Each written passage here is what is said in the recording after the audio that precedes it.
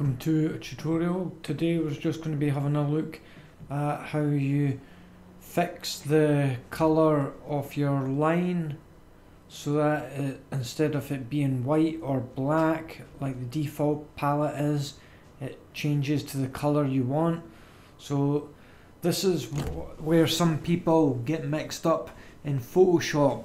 They think that the first box here, the one that's highlighted in red, is the primary box, and that's the one that they're drawn with. So if you select red and then you select on the line tool and then you draw a line, you'll see that the line isn't red. So how do you make it red?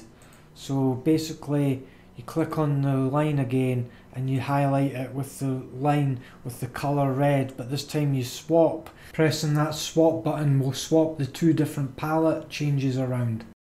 So instead of it being a fill, which is what this box is, fill, which is different from primary colour in Photoshop, you change it to stroke, which is this line here. So that changes the colour of it as a stroke.